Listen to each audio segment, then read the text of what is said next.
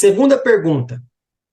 Como as posições doutrinárias acerca do fim afetam a compreensão dos cristãos acerca da missão da igreja? Então, isso aí, cara, é algo bem complicado, porque a maioria deles nem faz uma leitura a respeito do fim. Meu irmão, eu não sei quantas pessoas eu já conversei e tinham medo de ler Apocalipse. Tinham medo de ler sobre o fim das coisas, tinham medo de. Só que o medo se dá porque elas colocam meio que, eu tô lendo Apocalipse, lá tem um dragão, lá tem isso, lá tem aquilo. Mas o que é o Apocalipse, cara?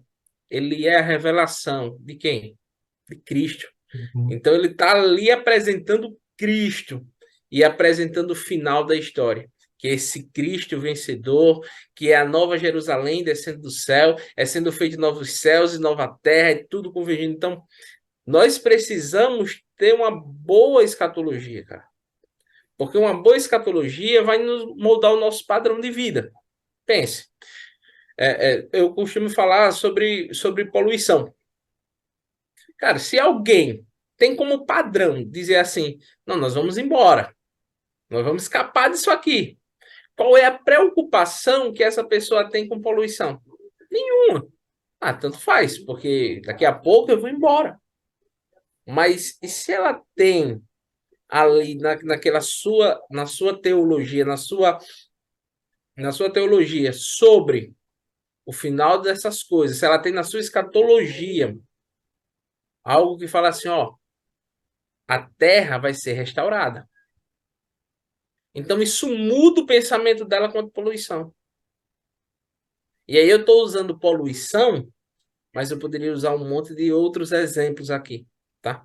Porque quando você realmente tem uma escatologia fundamentada, você vai ter base de tomar decisões corretas a respeito de muitas coisas. Porque agora você não faz mais como alguém que não sabe. Sabe? A Bíblia vai dizer que o filho do homem virá como um ladrão. Só que, cara, que ladrão é esse que anuncia que vem? Que anuncia como vem, que anuncia o que faz. Então eu começo a entender que ele vem como um ladrão para quem? Para quem não conhece, para quem não Desavisado. lê, para o desavisado. Então, para nós, ele não vem como um ladrão, tá? Ô, Para Bruno, nós, deixa eu só fazer oi, um gancho rapidinho, porque tem, tá. ó, aí vem a teologia, tá? Tem muita gente que usa de forma errada este versículo para usar de muleta o fato de não estudar, não entender as profecias, não entender as agendas de Deus, não entender os ciclos de Deus, falando, mas ele vai vir como ladrão.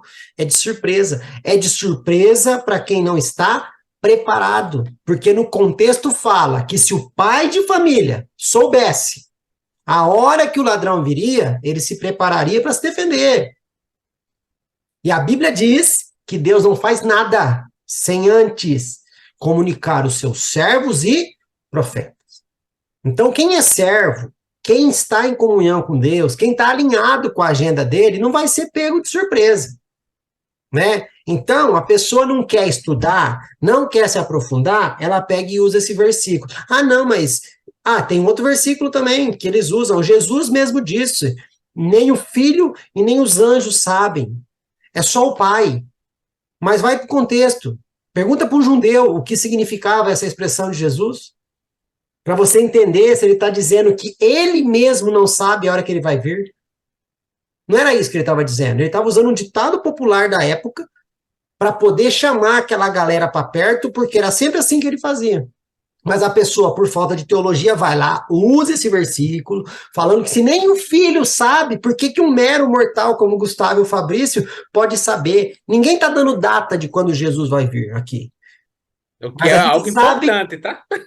mas a gente sabe que ele vai vir, como vai vir, talvez até o período que ele vai vir, porque se Jesus veio e cumpriu as primeiras 4 festas que eram proféticas, ele precisa voltar para cumprir as outras 3. E essas outras 3 acontecem num certo período do ano, né? Mas tudo bem, desculpa, vai lá, Gu, vai lá. Então, é muito disso, né? De como as pessoas às vezes pegam as coisas e tiram de um contexto para dar um outro sentido. Mas ele vem como ladrão para esse desavisado, mas para quem é, cara, quem é seu amigo, aquele que medita na sua palavra, ele vai ter uma noção de quando virá o seu Senhor. E outra, ele não vive a sua vida de maneira despreocupada. Ele vive a sua vida de maneira vigilante. Por quê? Porque ele vive a vida daquele que quer honrar ao seu Senhor. Cara, então nós hoje estamos nesse contexto. E para isso, uma boa escatologia, ela precisa mudar, tá? Quanto melhor for sua escatologia, cara, melhor é o seu comportamento a respeito dessas coisas. Hugo, eu costumo dizer que em relação à escatologia, a gente julga tanto os fariseus, né? A gente mete a boca quando a gente vê a ler Bíblia. Nossa, mas como que os fariseus não reconheceram que era Jesus? Os caras eram doutor da lei. Os caras não sabem interpretar as profecias. Não sei o quê, não sei o que lá. A gente julga. Só que talvez a gente esteja na mesma posição. Na época dos fariseus, antes de Jesus, a primeira vinda de Jesus, eles tinham o quê? Eles tinham todo um Velho Testamento apontando para Cristo, ok? Jesus veio, eles não reconheceram, foi dada a nós a oportunidade de participar desta graça, né? E deu o que deu. Aí veio o Novo Testamento e o Apocalipse. Por quê? Os fariseus tinham o Velho Testamento, mas não tinham o cumprimento das coisas. Jesus veio e eles não reconheceram. Ok? Tá pegando a linha de raciocínio aí? Beleza. Depois Jesus foi embora, nós temos aí o Novo Testamento, porém temos o Apocalipse, que ainda é o cumprimento de algumas coisas. E nós podemos estar igualzinhos os fariseus, com a lei, com o Novo Testamento, mas não se preocupando com o cumprimento das coisas. Jesus voltará e muitas pessoas não vão reconhecê-lo, porque não quis saber. Ficou preocupado com a tradição, ficou preocupado com a sua teologia, ficou preocupado com o seu nome, com a sua doutrina, com a sua instituição, ficou preocupado com aquilo que a placa da sua igreja dizia, e talvez não vai reconhecer a Cristo. Mas lembre-se, lá atrás tinha 3 reis magos que sabiam o dia do nascimento do Messias. Então não se espantem se quando Jesus voltar, pessoas que você nunca viu na igreja estiver lá esperando a vinda dele, tá? Porque tem pessoas mais interessadas na volta do Messias do que pessoas que estão na igreja falando um monte de besteira aí, viu, Gu?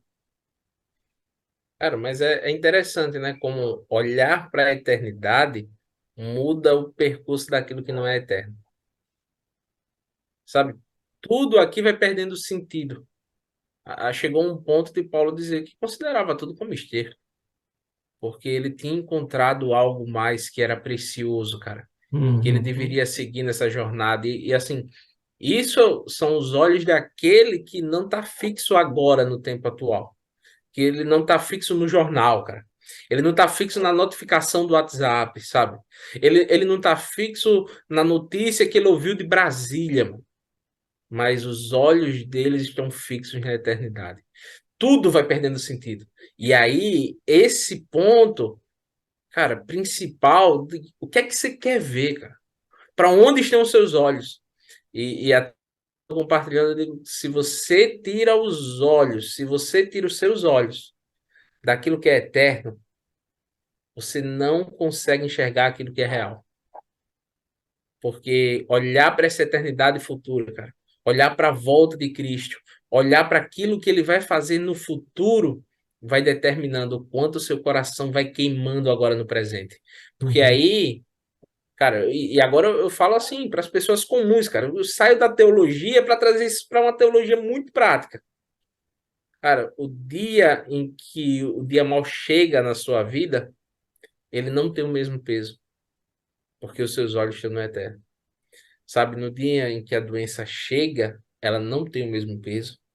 O dia em que alguém parte dessa para a glória, ele não tem o mesmo peso, porque agora os seus olhos enxergaram aquilo que é eterno. Enxergaram a caminhada, cara, que é superior, sabe? E quando você está numa jornada superior, essas coisas já não têm tanta importância assim. E aí toda a sua vida muda, cara, por uma revelação daquilo que é eterno. Amém. Só para finalizar, tem um autor que fala que, eu esqueci o nome dele, ele fala que o quanto você conhece do céu ou do reino determina o quanto você está preso nessa terra.